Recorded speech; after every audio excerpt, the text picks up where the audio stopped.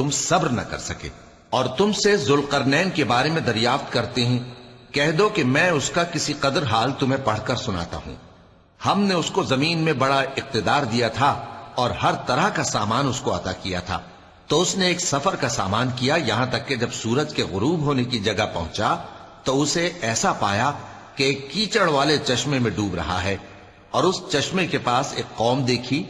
ہم نے کہا ذوالقرنین، تم ان کو خواہ تکلیف دو خواہ ان کے بارے میں بھلائی اختیار کرو، دونوں باتوں کی تم کو قدرت ہے۔ ذوالقرنین نے کہا کہ جو کفر و بد کرداری سے ظلم کرے گا اسے ہم سزا دیں گے، پھر وہ اپنے پروردگار کی طرف لوٹایا جائے گا تو وہ بھی اسے بڑا عذاب دے گا، اور جو ایمان لائے گا اور عمل نیک کرے گا اس کے لیے بہت اچھا بدلہ ہے، اور ہم اپنے معاملے میں اس سے نرم بات کہیں گے۔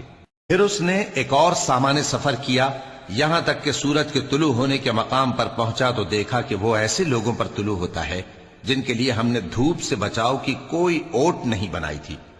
حقیقت یوں ہی تھی، اور جو کچھ اس کے پاس تھا ہم کو سب کی خبر تھی۔ پھر اس نے ایک اور سفر کا سامان کیا، یہاں تک کہ دو اونچے سیدھے پہاڑوں کے درمیان پہنچا تو دیکھا کہ ان کے اس طرف کچھ لوگ ہیں کہ بات کو سمجھ نہیں سکتے۔ ان لوگوں نے کہا کہ اے ذوالقرنین، یاجوج اور ماجوج اس علاقے میں فساد کرتے رہتے ہیں، بھلا ہم آپ کے لیے خرچ کا انتظام کر دیں کہ آپ ہمارے اور ان کے درمیان ایک دیوار کھینچ دیں۔ ذوالقرنین نے کہا کہ خرچ کا جو مقدور اللہ نے مجھے بخشا ہے وہ بہت اچھا ہے، تم مجھے قوت بازو سے مدد دو، میں تمہارے اور ان کے درمیان ایک مضبوط رکاوٹ بنا دوں گا۔ تم لوہے کے بڑے بڑے تختے میرے پاس لاؤ۔ چنانچہ کام جاری کر دیا گیا، یہاں تک کہ جب اس نے دونوں پہاڑوں کے درمیان کا حصہ برابر کر دیا اور کہا کہ اب اسے دھوکو، یہاں تک کہ جب اس کو دھونک دھونک کر آگ کر دیا تو کہا کہ اب میرے پاس تانبا لاؤ کہ اس پر پگھلا کر ڈال دوں۔ پھر ان میں یہ قدرت نہ رہی کہ اس پر چڑھ سکیں، اور نہ یہ طاقت رہی کہ اس میں نقب لگا سکیں۔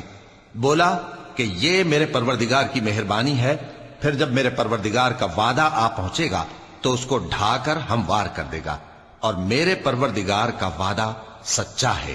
اس روز ہم ان کو چھوڑ دیں گے کہ روئے زمین پر پھیل کر ایک دوسرے میں گھس جائیں گے، اور سور پھونکا جائے گا تو ہم سب کو جمع کر لیں گے، اور اس روز ہم جہنم کو کافروں کے سامنے لائیں گے، جن کی آنکھیں میری یاد سے پردے میں تھیں اور وہ سننے کی طاقت نہیں رکھتے تھے۔ اب کیا کافر یہ خیال کرتے ہیں کہ وہ میرے بندوں کو میرے سوا اپنا کارساز بنائیں گے تو میں خفا نہیں ہوں گا؟ ہم نے ایسے کافروں کے لیے جہنم کی مہمانی تیار کر رکھی ہے۔ کہہ دو کہ ہم تمہیں ایسے لوگ بتائیں جو اعمال کے لحاظ سے بڑے نقصان میں ہیں۔ یہ وہ لوگ ہیں جن کی دوڑ دھوپ دنیا کی زندگی میں برباد ہو گئی، اور وہ یہ سمجھے ہوئے ہیں کہ وہ اچھے کام کر رہے ہیں۔ یہ وہ لوگ ہیں جنہوں نے اپنے پروردگار کی آیتوں کو نہ مانا اور اس کے سامنے جانے سے انکار کیا، تو ان کے اعمال ضائع ہو گئے، سو ہم قیامت کے دن ان کے لیے کچھ بھی وزن قائم نہیں کریں گے۔ یہ ان کی سزا ہے، یعنی جہنم، اس لیے کہ انہوں نے کفر کیا اور ہماری آیتوں اور ہمارے پیغمبروں کی ہنسی اڑائی۔ جو لوگ ایمان لائے اور عمل نیک کیے ان کے لیے بہشت کے باغ بطور مہمانی ہوں گے، ہمیشہ ان میں رہیں گے اور وہاں سے مکان بدلنا نہ چاہیں گے۔ کہہ دو کہ اگر سمندر میرے پروردگار کی باتوں کے لکھنے کے لیے روشنائی ہو تو قبل اس کے کہ میرے پروردگار کی باتیں تمام ہوں سمندر ختم ہو جائے، اگرچہ ہم ویسا ہی اور اس کی مدد کو لائیں۔